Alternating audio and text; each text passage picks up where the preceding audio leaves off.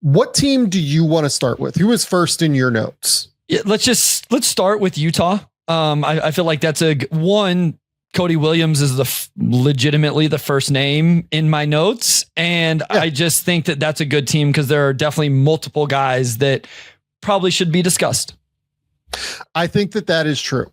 So they have the Summer League MVP, Kyle Filipowski, who was genuinely elite at Summer League. I wouldn't say he was the most dominant big at Summer League. I still think Drew Timme was amazing. But he had a real case for it. If you wanted to say it was Filipowski, I'm totally open to that conversation and think it was reasonable. He played 6 games over the course of both Utah, Salt Lake City, and the Las Vegas Summer League. He averaged 23 points, 9.5 rebounds, 2.2 assists, shot 53, 36, 72. Basically just completely dominated out there. At any moment that he was on the court, the mix of physicality on the interior and real perimeter skill is very, very difficult, I think, for many Summer League players to be able to handle.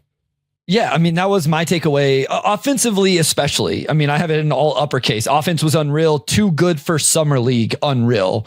He was very aggressive from the 3-point line. No hesitation. He did it in different play types. They ran a really fun flare screen, catch and shoot 3-pointer, out of timeout or whatever. It was the designed action. We've talked about this. This is why we like Will Hardy. We like these guys that get in the system.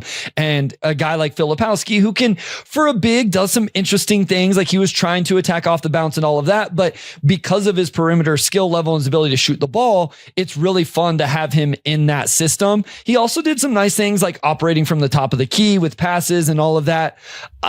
Watching the Sixers game back, the athleticism of Adem Bona gave him some trouble on the defensive end, but offensively, Filipowski was just a monster all the way through. Yeah, I mean, defensively, there were some flaws that definitely popped up, I thought. In general, just the movement continues to be a bit of a concern. I do think he is one of those guys that's kind of in the middle of positions, the 4-5, kind of like Kelly Olynyk. I mean, Kelly Olynyk's always the guy that I've kind of compared him to. Yeah. Different in terms of the way that their bodies move. Flip is a little bit more power based. Kelly's a little bit more, balanced, coordinated, fluid, kind of whatever you want to say that is, right? But I do think that Flip is a real NBA player. And I think that he is a genuine, this could be a starter long term. I think is what I would say. This genuinely could be a starter long term for Utah. It might end up being more of he's a great 6th man. Yeah. Where he's a guy that comes in like Bobby Portis and just, knocks down threes and is super aggressive and, maybe can pass a little bit better than Bobby Portis and can do some things that way. Right. But I do think there is some starter upside here at the end of the day. Yeah, I think I'm with you there. If you made me bet a significant amount of money to me, I would probably make the bet on the 6-man. I call that player a third big, and not he's not your third center. He's your third big. It's the Bobby Portis, Naz Reid role. Not saying he's those players exactly, but that role that against him is very, very important. We've seen those guys like that thrive in those roles. I think for me, what gets him into starter level is exactly what you said. What is your position? And if you're a 5, then you got to be better defensively. If you're a 4, you got to be able to move better offensively and maybe have a little bit more passing juice or something like that. So I could see the world where it ends up happening in the starting lineup. I feel pretty comfortable that Utah has a very interesting third big 6-man guy off the bench. And based on where they drafted him, Sam, that's really good value. Yeah, and I will say he had a couple of big moments too where he needed to go get a bucket and went to get a bucket. The end of the Spurs game, right? They went to him for a bucket and he delivered, right? Just understanding the moment and being the guy in moments. That's what you want to see from guys at Summer League, the comfortability to just be the dude. I was completely fine with him winning MVP of the event. I thought he was absolutely tremendous. It is a little bit funny that I believe they went 0-3 in Vegas and he won the Summer League MVP award, but I don't really care. honestly. Like I don't. I thought that he was really impactful and impressive. And the defense is going to be the swing skill for him. If he can figure out how to like truly defend his position, either at the 4 or the 5, he is definitely a starter at that point. But if he can't, he might be more of a 6th man, and that's okay too. He will make like significant, substantial money and will be like an impact player as 6th man. Yep, I agree. I think the guy I'm most excited to talk about is actually Cody Williams. Okay. Like in the entirety of this, what we're going to do here when we talk about things, I am genuinely like pumped to talk about Cody Williams. I thought he was awesome in Vegas. I thought he was genuinely really, really good in Vegas. Yeah. You look at the numbers, 21 points against the Hornets on 19 shots. He started that game really poorly. And then it just felt like he kind of went, screw it. Like I need to be the guy and like, remember that, I went in the top 10 a little bit, right? He had 22 against the Warriors. That Warriors Summer League team was pretty bad. Then he had 10 against the Spurs in a rough one, but then finished with 23 against the Wizards in a win. And then 26 against the Bulls. Consistently did a pretty good job on the glass in Vegas, I thought. 8 rebounds against the Warriors, 5 against the Bulls. Passed the ball really well, I thought, in Vegas. 4 assists against the Warriors, 4 assists against the Spurs, 3 assists against the Bulls. Consistently got stocks, consistently was rotating defensively. And frankly, he just looked bigger. And this is what we talked about all year with Cody Williams when we would do rookie reviews. He just wasn't physically ready to play in the NBA last year, and that's okay. I knew that when they drafted him, he was a project. I think Utah knew that when they drafted him, he was a project. But he looked stronger. He doesn't look totally like an NBA player yet, but his arms look bigger. I thought he looked stronger and thicker through his chest. He's never going to be his brother in terms of like that level of physicality. Like J-Dub's chest is just like an absolute tank, but just continuing to add and continuing to get stronger and more physical, that's going to make the difference for him. And we are already started to see it at Summer League that is making the difference for him. Yeah, I mean, people probably know that to follow. Like, I'm a little bit lower on Cody Williams in general, going back to the first time I watched him in high school, even through Colorado, all of that. I will say, even though, and we talked about this on the rookie recap, that, when you get into those final 2 games of Summer League at Vegas, the rosters are something. But I will say this, the fact that he had multiple games with 19, 17, 16, 17 shot attempts, 11 threes in one game, 10 threes in another game, regardless of the competition, is a very big positive for me for Cody Williams. Because one of my biggest things with him has always been that authoritative play style. Like you said, I am a top 10 pick. I am going to go out and attack and be aggressive. And he just always set back a little bit too much for me. I'm glad you brought up the build. It was more. I had in my notes that I think it needs to be more yet, which you mentioned as well. I get very frustrated with people when they try to tell me that adding weight, adding muscle, etc., is low-hanging fruit and it shouldn't be a part of an equation or a scout. It drives me crazy that people think it's that easy.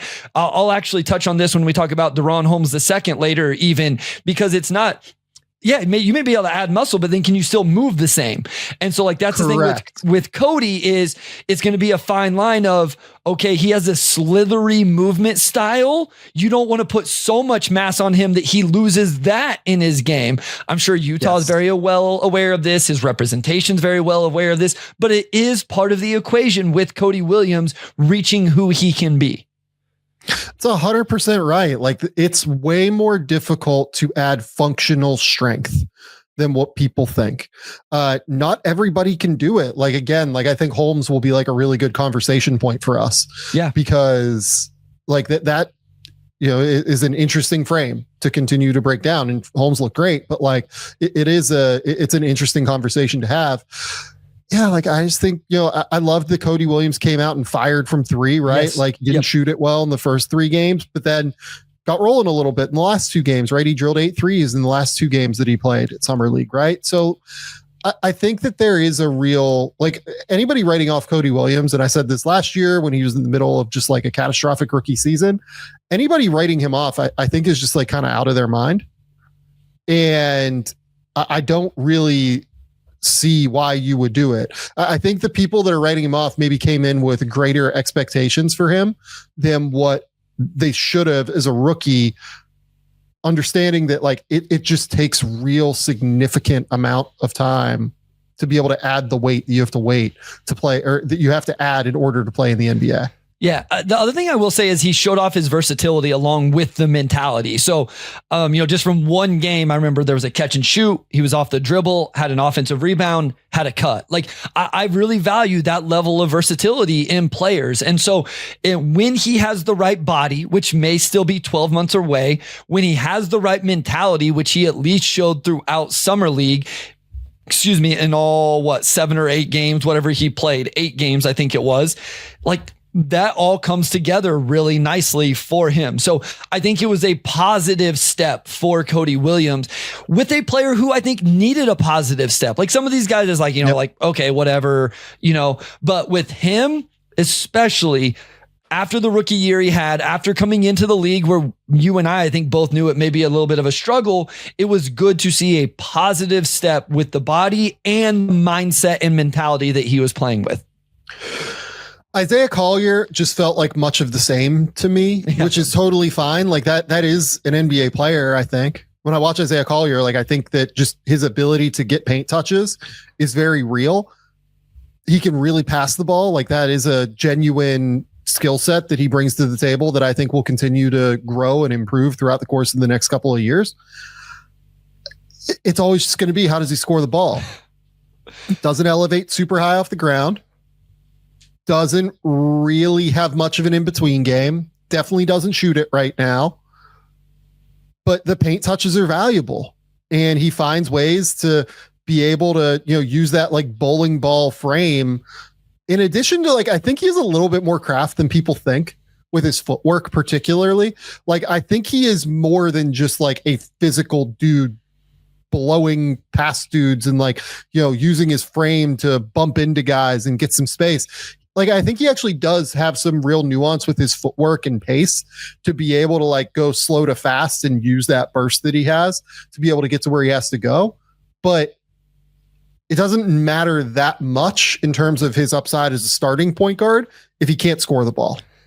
And that's really what my worry is with him right now. Yeah, I mean, sometimes I feel like, man, people probably think we just share notes, and I swear that we don't, because the first two for me on Collier is a lot of the same things we saw coming out of his rookie season.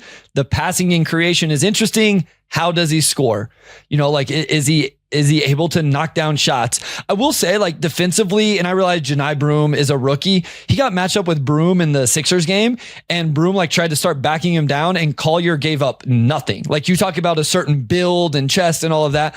He does have this physicality that makes him interesting in terms of what could he provide at the point of attack defensively. And then he had a sick full court pass to Flip that just it kind of made me laugh. It was so ridiculous. Yeah. So I do think his passing is underappreciated at times. The assist numbers, he's a sick passer. He really is, genuinely. Yeah. And I don't know that I think it was a little bit more up and down. Maybe I'd have to go back through my scout notes on him. But like you said, the upside to become a starter, he just has to flat out score the ball better than what he's done so far. Yeah. 39% from the field, 28% from three, 47 from the line at Summer League. Drew 5 fouls a game at Summer, or drew 5 free throw attempts per game at Summer League. That was serious. Someone asked about the difference between him and Jaden Ivey. They're just entirely different players. Ivy's a real scorer, whereas Collier is a passer playmaker. I think Ivy's skill set is just drastically more valuable, and Ivy can actually really shoot now off the catch. And I think it's proven that over multiple years at this point. Yeah. I don't think they're the same archetype of players. Jaden Ivey is very much an off the ball player, at least in a starting lineup in a lot of minutes. He can obviously play with ball in hand at times, but has really grown his shooting. And here, the other thing, Jaden Ivey is not the passer that Isaiah Collier is. He just straight up is not. So I think there's some pretty vast differences between those two archetypes right now. Okay. Bryce Sensabaugh from early on at Summer League. Any thoughts? Gets buckets. Definitely gets buckets. Yeah. I put Kyle Filipowski above in terms of the offense was unreal, too good for summer league unreal. He was just like making crazy shots. But he also, he had a ridiculous behind the back pass that went into like the second row of the stands. It's like, okay, like, I don't know about that. And then he was giving turnovers in both of the games he played. Yeah. I thought he was giving effort defensively, but it's like, I don't know that there's a real impact coming there. So the scoring was cool. The scoring was fun. I mean, that Grizzlies game was absurd. Like just completely in control of his craft as a scorer in terms of the footwork, the driving ability, getting to the basket when he wanted, drawing fouls when he wanted. He drilled 6 threes. He hit 5 threes in the first game against the Sixers as well. Absolutely an NBA caliber scorer. It's just pretty glaring on the defensive end that it's got to get better. Yeah. Maybe he should be mad that he's not getting $30 million a year offer from the Brooklyn Nets. Like, I feel like we keep rounding back into these same conversations. Yeah, we're going to get in trouble here. We're definitely going to get in trouble for that one.